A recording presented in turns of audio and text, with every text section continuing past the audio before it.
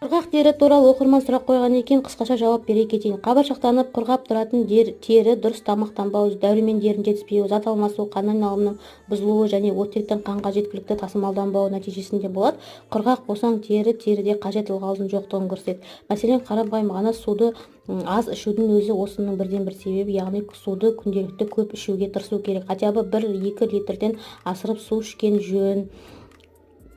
Құрғақ теріге жасалатын күтімнің ең басты алғышарты тұтас денсаулықты нығайтуда болып саналады. Тері құрғауына және егер дәрумендердің жетіспеушілігі себеп болса, А және С дәруменіне бай азық-түлікті тамақ рационына көбірек қосу керек.